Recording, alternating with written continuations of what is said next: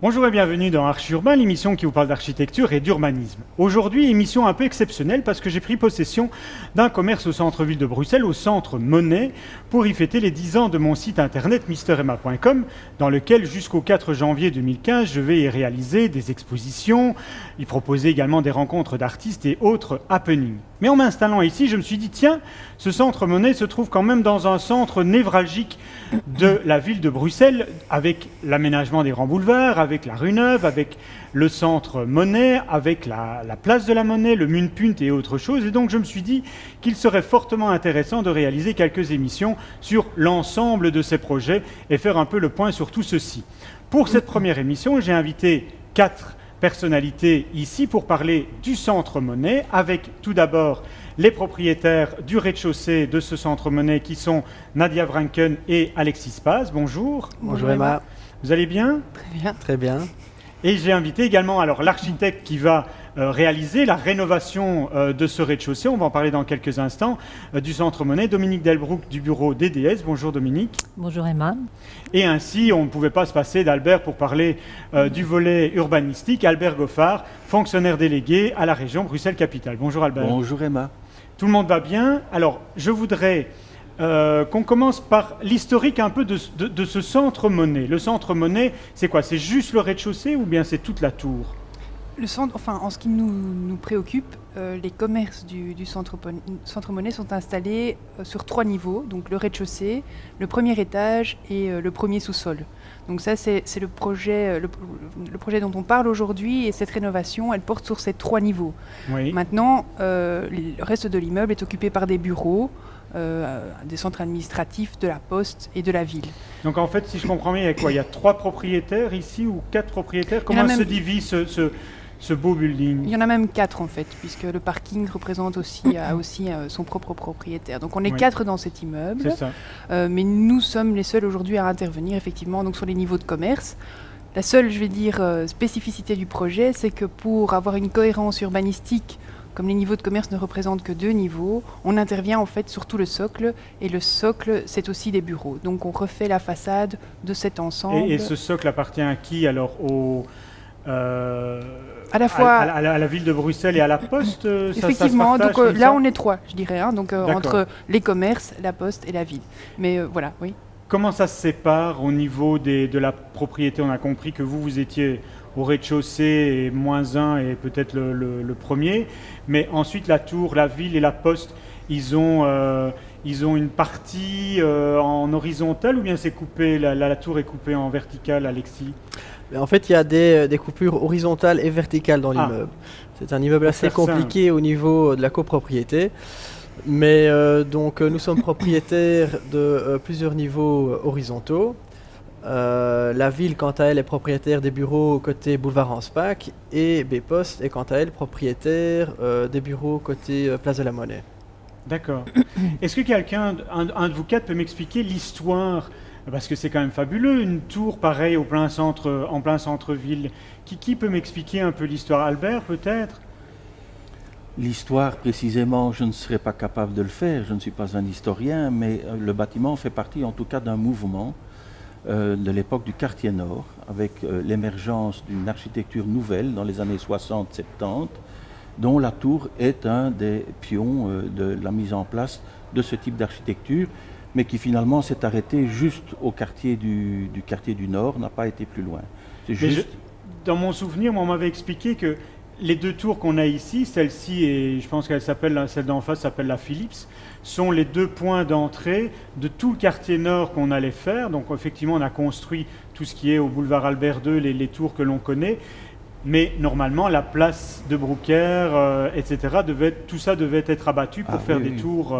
C'est bien ça le projet. C'était bien ça le projet qu'on avait pensé à l'époque, du papa de Pau déjà à l'époque, mais qui ne s'est pas réalisé en définitive. Alors cette tour a un socle, puisque vous en êtes le propriétaire, et si je me souviens bien de ce qu'on m'avait expliqué, ce socle que l'on retrouve également à la tour Philips, devaient être reliées par des passerelles, puisque à l'époque on pensait que les différentes fonctions devaient être divisées. Donc on a le train, le métro, les voitures au rez-de-chaussée, mais l'homme marchait au niveau du socle et pas du tout au niveau du trottoir qu'on connaît aujourd'hui. C'était bien le principe du plan, du schéma directeur Manhattan. C'est ça. C'était bien ça la différenciation des différents types de circulation. Alors Dominique, comment est-ce que tu arrives dans ce projet-ci à l'arrivée ? Et donc à l'arrivée, c'est le commanditaire donc AG qui nous a demandé de faire un projet, des propositions par rapport à l'ensemble du socle et la rénovation. Donc il nous a demandé de proposer des images architecturales qui redonnent une nouvelle identité, une nouvelle image avec un nouveau challenge au centre-ville. Qu'est-ce qu'on va proposer ici ? Alors ici, l'originalité du projet, c'était assez passionnant parce que c'est vrai que nous avons déjà fait certains centres commerciaux.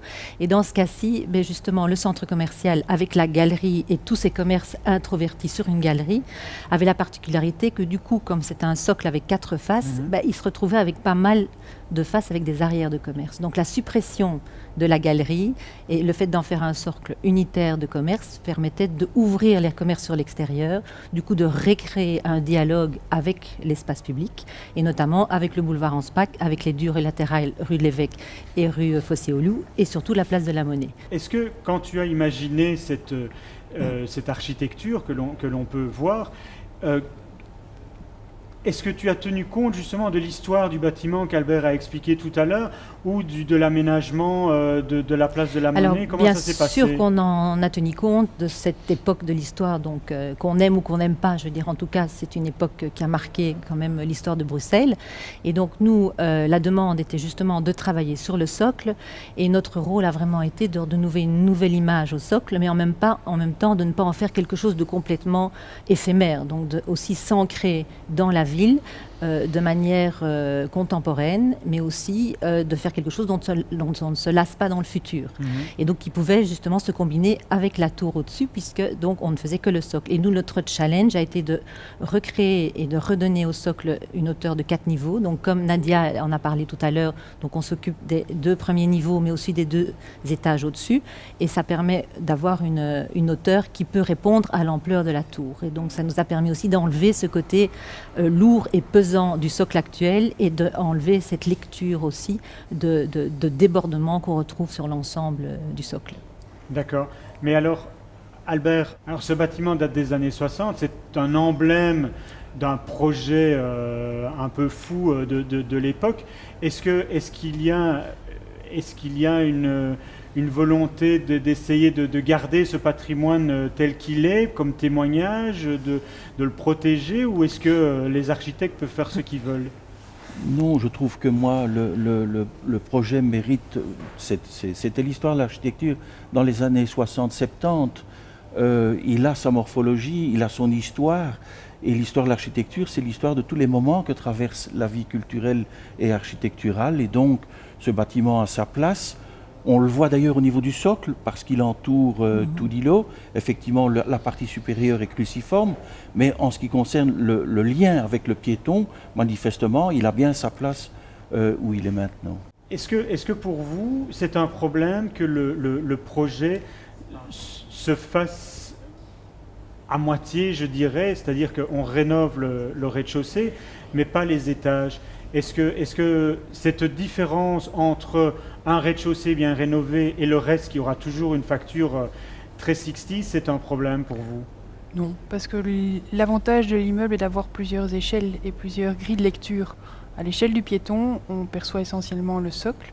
Et donc, c'est évidemment la partie qui nous intéresse puisque nos clients se trouvent dans la rue. C'est bien eux qu'on vise. Donc, je dirais que pour nos clients directs, travailler sur le socle est important. Maintenant, c'est vrai que cet immeuble bénéficie d'une visibilité à une plus grande échelle sur les boulevards ou à l'échelle de la ville.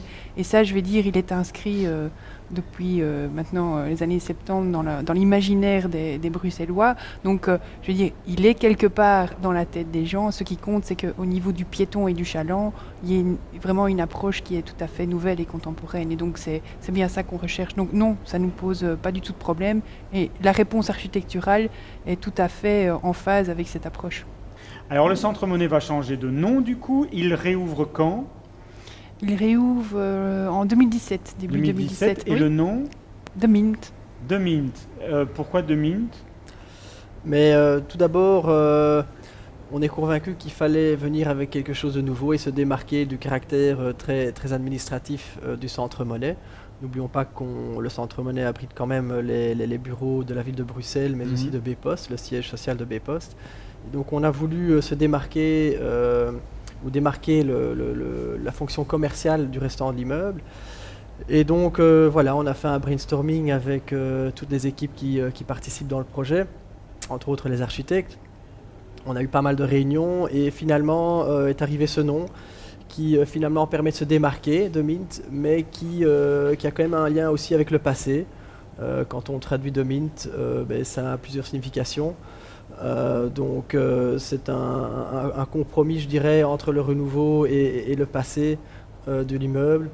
Et ça permettra aussi de commercialiser cette partie commerciale, commercialisation avec laquelle nous sommes déjà occupés en fait, avec un nouveau nom qui porte sa propre identité. Il y a déjà des enseignes qui ont signé ou pas? Pas encore signé, mais nous sommes en discussion avec plusieurs candidats occupants. Bon, allez, on attendra encore quelques instants alors pour savoir les noms. D'ici là, on va en terminer pour cette première émission. Je vous rappelle qu'il y aura au total 4 émissions spéciales ici au Centre Monnaie, au Mr. Emma Art Loft. La prochaine émission sera consacrée aux Princess Residences ainsi qu'au Muntpunt. On parlera également des grands projets du réaménagement des boulevards centraux ainsi que de la rue Neuve. D'ici là, je vous souhaite une très bonne journée à tous et à toutes. À très vite et vous pouvez voir bien évidemment et revoir cette émission sur www.archiurbain.be. Merci beaucoup. Au revoir et à bientôt. Merci Emma. Merci Au revoir beaucoup. Emma.